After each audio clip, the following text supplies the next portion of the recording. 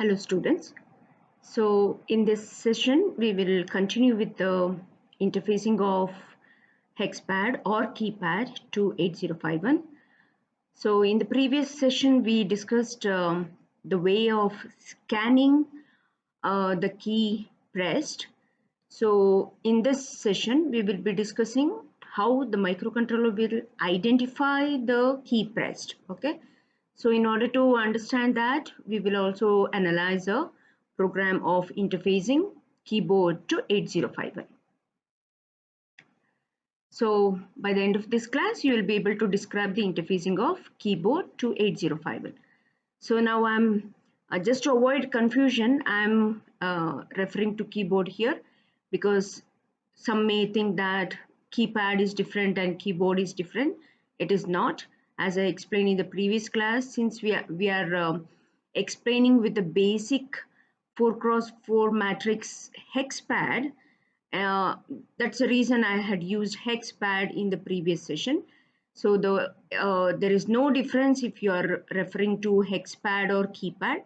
The basic theory and explanation remains same. Okay, so that's why to avoid confusion, I'm referring to keyboard in this session. All right, interfacing of keyboard to 8051. So we know that when we connect a keyboard to 8051, generally we use two ports. So we will use one port as an output port and the other as input port. All the rows will be connected to output port, okay, and the columns will be connected to input port, okay. So we say we refer to as rows as scan lines, okay. We use rows for scanning the lines, okay. And the port 2, it is called read lines. So from port 2 we will check whether the key is pressed and which key is pressed, okay. So that's why the rows will be called as scan lines and the column lines will be called as read lines. All right, so the connection will be like this. As you see, both the lines will be connected to VCC in this matrix form, and all the keys will be connected to rows and columns in this fashion. So whenever a key is pressed, so here it is an example of a push button. So whenever a key is pressed, there is contact between the row and the column. Okay. So this logic will be used to read and to identify the key pressed by the microcontroller. All right. So in order to understand whether the key is pressed or not, that is to scan the key is pressed or not, we explained in the previous session that all rows will be sent with 0 values and the columns will be red, isn't it? So the rows line will be sent with 0 value, or in other ways saying that all the rows will be grounded, okay. So if at all a key is pressed, all right, then that particular column in the input port, it will be showing us 0 value because the ground line, that is row of a particular key, when it is pressed, it makes a contact and pulls this column line to the ground. That's why when you're reading from the column, when you're reading the column line from the input port, you read it as 0, okay, because that particular key would have made the contact to the ground, and that gives you a reading of 0. All right. So here the first process is, once the scanning is identified, when when the microcontroller knows that a key is pressed, it will wait for some time to know whether really a key is pressed or not. So there will be a procedure. It has to wait for some short time and check whether really a key is pressed or not. Okay, this is one process that will be followed. Okay, so the loop will go to an infinite loop where once the key press is detected, then the microcontroller will wait for some time to make sure or confirm the things. All right. The second step will be, say sometimes there may be multiple key pressed. Okay, we might have experienced when we are typing on the keyboard, sometimes when we are typing fastly, some key without our knowledge may get pressed, right? So during multiple keys, some keys may get pressed. Okay, maybe it is not our intention that key has to be pressed. So there will be some small duration, okay, so which might be taken by the microcontroller to wait whether that key is really pressed or not, okay. So some 20 millisecond duration will be allotted to wait for the confirmation of the key pressed. And there is another hardware condition where, because of the noise, sometimes there may be the contact happening in the, say, especially in the push buttons, so that may cause the key to be pressed. All right, so even that may be very minute and it may be for a very short duration.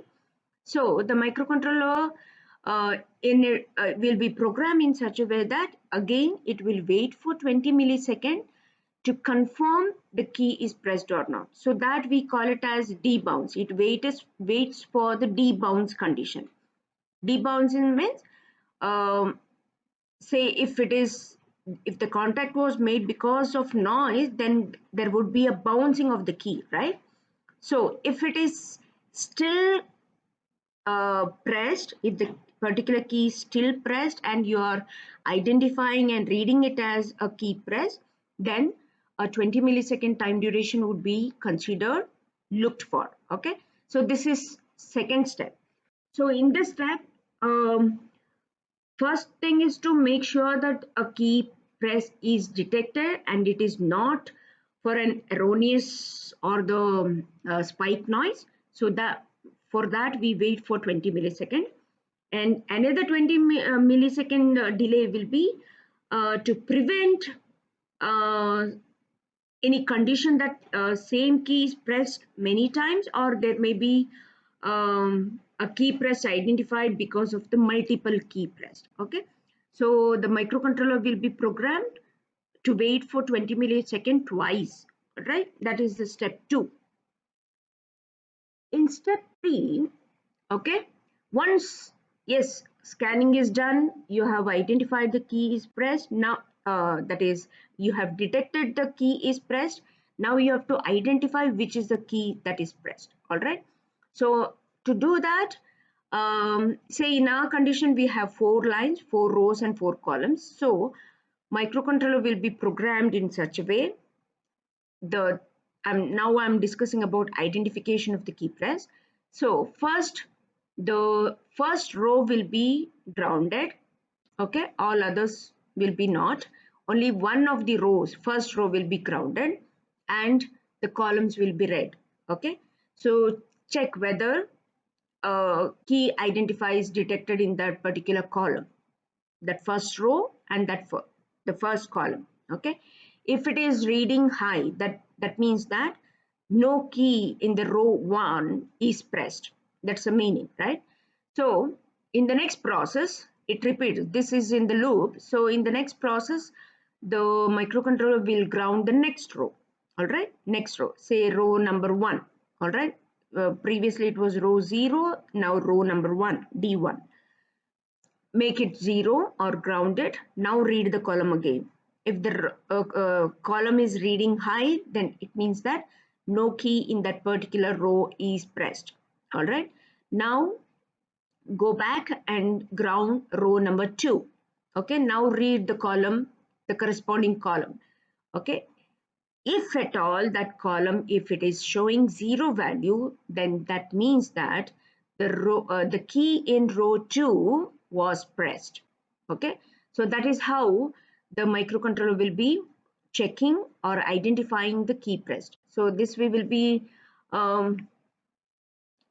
maybe I'll show the diagram here. Yeah, so first D0 will be grounded, and when you're reading the columns, 1111 means this row, okay, this row and this key, it was not pressed. That is the meaning. Okay, now ground the D1 row. Now read the columns. If you are reading 1111 again, that means this key, particular key from D1 row was not pressed. Okay, now next process, go and ground D2. So when you ground D2, okay, if you are reading this column, so if you are reading 1110, that means the key 8 was pressed, because that made the contact and this, it pulled this line to ground because D2 was grounded and all others were not. Okay, so that is the way, that's the way the microcontroller will be programmed to check or identify the key pressed. All right, so once the detection of, that is identifying the key is pressed, is identified, then the microcontroller will go to the starting of the lookup table to get the ASCII code of that particular key. Okay, that is the last step. So once it, the key pressed is identified, now you, in this case we have 4 cross 4, so we have 16 keys. So we will be having its corresponding ASCII codes stored in a lookup table. So the microcontroller now goes to this lookup table location, okay, and it checks for the, or gets the ASCII code of the particular key which was pressed. Okay, and that, if at all, if you want to display that, then again you have to now talk about the interfacing of display. Okay, as I mentioned in the previous session, it is completely a separate session, interfacing display. All right, now till now, just take that code. If you want to store that somewhere, take it to a register or something. Okay, so that, this is a procedure. So the same thing is explained in this flow chart. Okay, start from here, ground all rows, check and read the columns. All keys open. All keys open means what? None of the keys are pressed. Okay, all keys open. S means then wait for a key to be open. So go back, read the column. No means, it means yes, one of the keys is pressed. Okay, then you have to continue here. 1. Now read the column again. All the keys down. Okay, all keys down. No means you have to read the column again. Yes, then wait for the key debounce. Okay, I told you whether the key pressed, this step is to confirm whether the key is really pressed or not. Okay, wait for the debounce, read all the columns again, then all keys down. If it is no, then you have to go back and wait for the key to be pressed. Yes means then yes, you have identified the key pressed is identified. Yes, go to the grounding the rows procedure. Okay, go to the first ground here, first row, ground it. Now check whether the key is pressed. Yes, then go to the scan code or the lookup table to get the ASCII code or the scan code from the table. No, if it is no, then wait for, that is, go to the next row, ground it, and check for the key pressed. Okay, so this is the procedure in interfacing a keyboard. So it actually includes mainly 2 steps. First is scanning the key pressed. Once key pressed is detected, then the second step is to identify which key is pressed. All right, so let's discuss that with an example program. Okay, pay attention. It's a lengthy program and it's slightly confusing, but if you pay attention, it is very easy. So this program is a keyboard subroutine. this program sends the ASCII code for pressed key, okay, to port 0. All right. So P1, that is port 1, is connected to rows and port 2 is connected to column. Okay. So the whatever the code, that is ASCII code or the scan code of the key pressed, will be sent to port 0. All right. So how do we start? Since we are using columns are connected to port 2, uh, port 2 is input port, so we are configuring it by sending all ones to the port 2. Okay, then grounding port 1. Port 1 is connected to all the rows, so we are grounding it. Sending 0 means all the lines will be made 0. All right, now you are reading the columns. Move a comma p2 means p2 you are reading the contents of port 2 is brought to accumulator. So it means that you are reading port 2. Okay, now accumulator 8-bit register, it has all the bits contents of port 2. Okay, now recall we have connected only the 4 cross 4 matrix, right? So we are using only the lower nibble for port and columns. Okay, so we are only interested with the lower nibble, that is D0 to D3. We are not interested with D4 to D7, right? So in order to mask the higher nibble, we use this next instruction, AND. ANL, ANDing the contents of A with the value 00001111. So observe here, you are masking the higher nibble and the lower nibble you are ANDing with 111. So when you are ANDing anything with 1, you will be getting the original value itself, isn't it? So if you are ANDing 1 with 1, you will get 1 itself. If you are ANDing 0 with 1, you will get 0. So you are not disturbing the lower nibble. Whatever is its status, you are taking that into accumulator. But you are not interested with higher nibble, so you are masking with 0. That is when you are ANDing with 0, all higher nibble values will be 0, right? Okay, now what are you doing? Next instruction, you are comparing the value with 1111. What is this 1111 condition? The lower nibble, if they are all reading 1, it means that none of the key is pressed, no key is pressed in 4 cross 4 matrix. Okay, yeah, so you are comparing, compare jump on not equal the contents of A with this value again. What is in A? You already have 00001111, right? Okay, that is there in A now.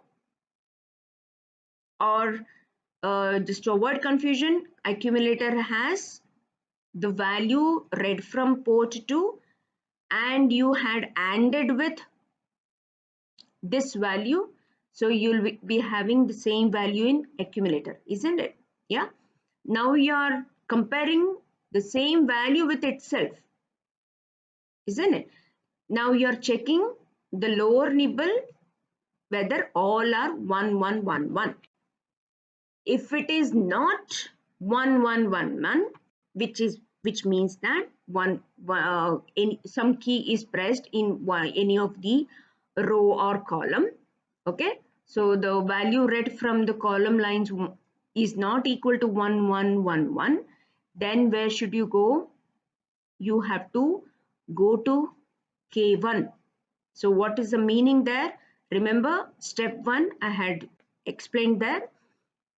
Even when the key scanning of the key is done, that is you have detected a key is pressed, even though after detection of the key pressed, the microcontroller will wait.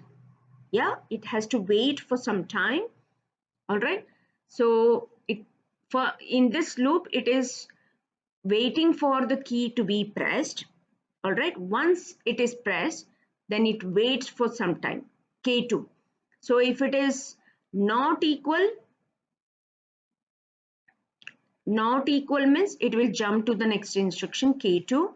So here it is waiting, wait for, or it is calling a subroutine which waits for 20 milliseconds. Okay, so wait for some time, read the port 2 again, and with this value, because you are masking the bits, the unused bits, then you are again comparing with this value 00001111. That means you are interested and concentrating on the lower nibble only. So if the value is not equal to this value, that means a key is pressed, isn't it? Okay, then if it is not equal to this value, then jump to this location over. Otherwise what? Keep on waiting. All right. Now key is pressed. Now it will jump to this over. What will happen here? It is calling again the subroutine. Remember, again it is waiting for 20 millisecond. This is for debounce time. I told you about the debounce condition, right? Whether it is a multiple key pressed or to ensure that it is not erroneous key pressed identification because of the noise or the spike noise. Yeah, again waiting for 20 millisecond. So wait for again read port 2. Are you still getting the same value what you had identified here? If you are getting same value, then jump to over 1. Otherwise, repeat the same process. Wait for the key to be pressed, wait for 20 milliseconds, and wait again for 20 milliseconds for debounce time. So this is very important. First 3 steps, K1, K2 and over. If you're not able to understand, please repeat the explanation and try to understand that. So once the key press is detected, now it will jump to over 1. Over 1 is here. Okay, these are the different steps to check for the identifying the key pressed. All right, so how does it happen now? Yes, in the previous condition the value is not equal to 00001111, so that means a key has to be pressed. Some key is pressed. So which key?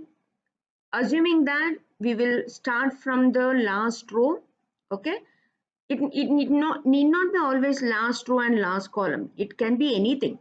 Okay, so just to make sure that the scanning process is complete, starting from row 0 column 0 to row 3 column 3. Okay, so we'll start from the last bit, assuming that yes, this bit was read as 0. Okay, so the value will be 11111110, assuming that this value will be taken to port 1. Okay, now read port 2. Now read port 2. So port 2 has accumulator as the contents of port 2, and with again the same value, just to mask the unused bits. Now we are comparing with this value. Okay, sorry, this had to be 0. This last LSB had to be 0. Okay, it's correct. See, I'll start from here again. Move P1 comma 11111110. That means you're making the last row ground. Okay, row 0 is made ground. That's why you're sending this value. All other rows are 1.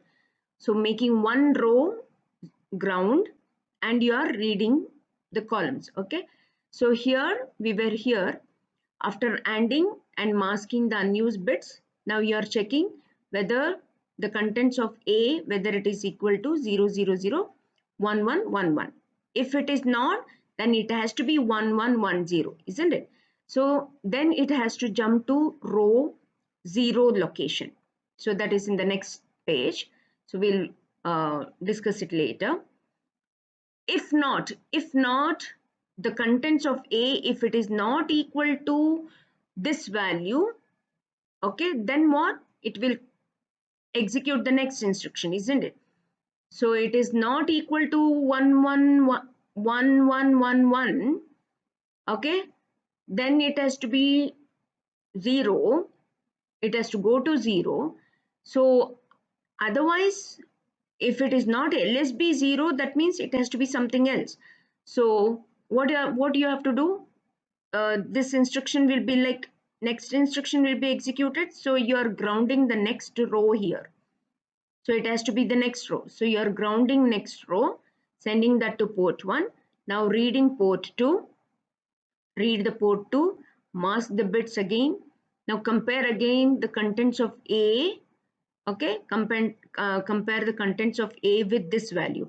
If it is not equal, that means in the A you should have 0 0 0 0 1 1 0 1, isn't it? The D1 line should be 0.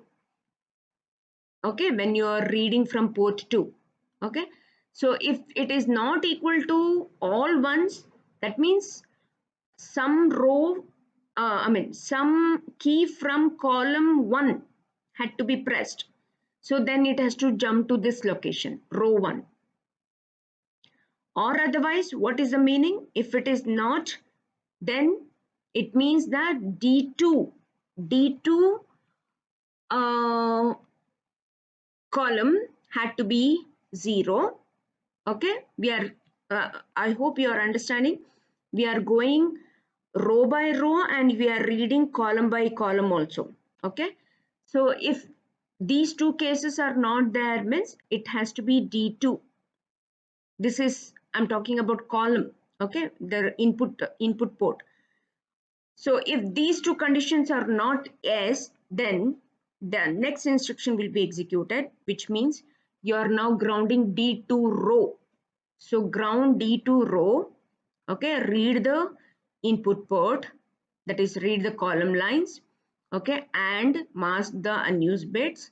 Now compare what should be in A according to this port 2.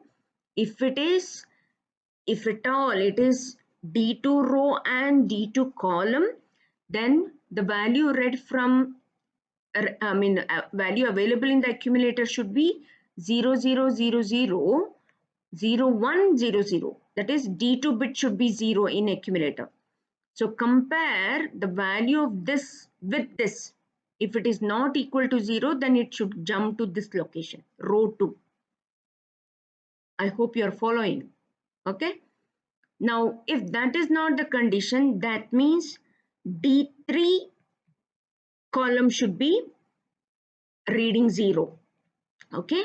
So to check the keys from D3, now so this condition is not met, means next instruction will be executed. So you are now grounding D3. So all other rows you are making 1 except D3. You are grounding D3. That is sent to port 1. Now you are reading port 2. Read the port 2. Mask the unused bits. Now compare the contents of A. What should be in A? The value in A should be 0 0 0 0 0 1 1 1. That is D3 should be 0. If at all any key from D3 had to be pressed. Okay. Now if it is not equal to this, that is none of the key pressed condition. None of the key pressed condition, if it is not so, if it is not equal, then jump to this location. Obviously it has to be from row 3. Okay, now let's see, let us go back here and see what is happening here. So the contents of accumulator here in this condition, it should be 0 0 0 0 1 1 1 0. The last column should be 0. So if it is not equal to 1 1 1 1 means no key is pressed, that is the condition. But there is a key pressed, which is that, then go to this location, row 0. So in the next line, row 0, what happens in this label, row underscore 0? Now there are some lookup table. Okay, this is the address for the first line, that is row 0. This is the address. All right, observe here, KC0DE0. In that you have 4 keys, 0, 1, 2, 3. So obviously when you are saving in the memory, the pointer will first point to this, isn't it? First character, that is 0. Okay, so observe here, when it comes here, the address of the first character will be taken to the DPTR. Okay, sjump find, so it will jump to find variable. Here is the find. What happens?